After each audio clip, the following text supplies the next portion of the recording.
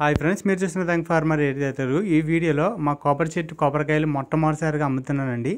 ఎన్ని కాయలు ఏంటనేది ఇక్కడ కాయలు అయితే దింపడానికి వచ్చారు.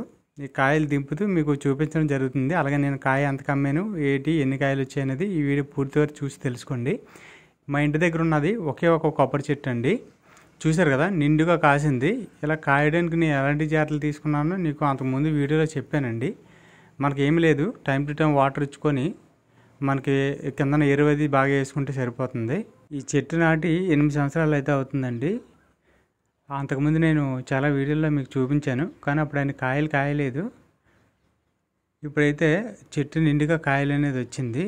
దీనికోసం నేను కొన్ని పశువుల ఎరువు, కొన్ని రకాల పచ్చి రొట్ట ఎరువులు ఇవన్నీ నేను ఒక 6 నెలల ముందు నేను భూమిలో కప్పెట్టాను. ప్రజెంట్ అయితే ఇప్పుడు ఇక్కడ మా డాగ్ని కట్టేయడం వల్ల అది లెవెల్ చేసింది, పాడి ఉండేది మొత్తం దువ్వేసింది అనమాట.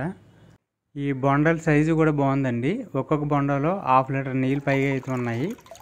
కొన్ని బొండాల్లో అయితే 3/4 లీటర్ నీరు కూడా ఉన్నాయండి. పెద్ద బొండాల్లో చూసారు కదా, స్పష్టంగా ఉన్నాయి. నీళ్ళు కూడా చాలా తీయగా ఉన్నాయి, బాగున్నాయి అనమాట. ఇవి వచ్చి నేను కొంచెం కేర్ఫుల్గా చూడడం జరిగింది, అందుకే ఇన్ని ఉన్నాయి. ఇక్కడ మంకీస్ కూడా ఉన్నాయండి. ఆ మంకీస్ అప్పుడప్పుడు చెట్టు ఎక్కి కొన్ని పిందెలు ఇప్పుడు దులగొట్టేసివి. ఆ దాటిని కూడా కొంచెం జాగ్రత్తగా చూసుకోవడం కోసమనే ఇక్కడ మా డాగ్ని చెట్టు మొదలు కట్టేసి కాపలా కోసం ఉంచేవాడిని.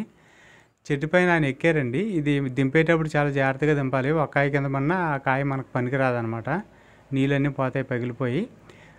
పెద్ద తాడు తీసుకెళ్ళి ఇలాగ కట్టేసి అప్పుడు కట్ చేసి దింపుతూ ఉంటారు. కిందన ఒక మనిషి ఒకరు కానీ ఇద్దరు కానీ హెల్ప్ చేయాలి, పైన ఒకరు ఎక్కి కట్ చేస్తుంటారు. ఇలాగా ఇక్కడ కొబ్బరికాయలు కొనే అతనండి, ఇతను మా లోకల్గా కొంటూ ఉంటాడు. ఆ చెట్టుని చూసి అడిగాడు. నేనైతే అమ్ముదామని అనుకోలేదు, మాకే అలాగా 2 రోజులకు ఒకసారి 2-3 అలాగా అనుకున్నాను. కానీ ఎక్కువ కాసినాయి కదా, సగం అమ్మండి అని చెప్పేసి అన్నాడు. సరే అయితే ఒక 4 గెలలు ఇస్తానని చెప్పేసి రమ్మన్నాను.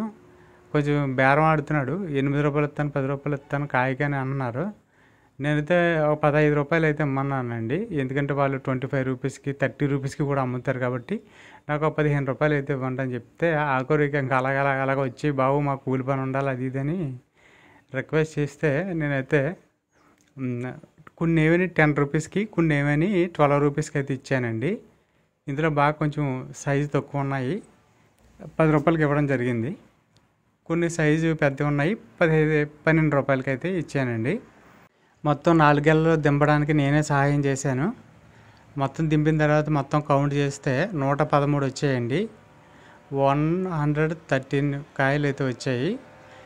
కొన్ని కాయలకి 10, కొన్ని కాయలకి 12 ఇలాగా చొప్పున నాకైతే 1110 రూపాయలు అయితే ఇచ్చాడండి.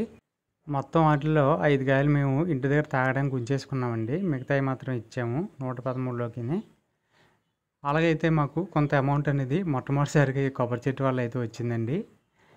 మొత్తానికైతే అతను బండి మీద పెట్టమంటే నీట్గా పేర్ చేసామండి. అతను అయితే బయట ఎక్కువగా అమ్ముకుంటారు, 2500కి ఇలా మొత్తం అయితే అమ్ముకోవచ్చు అని అనుకుంటున్నాను. చూశారు కదండి, నేను పండించిన కొబ్బరికాయల క్వాలిటీ ఎలా ఉందో కామెంట్ పెట్టండి ఫ్రెండ్స్. వీడియో నచ్చితే లైక్ చేయండి. Thank you for watching.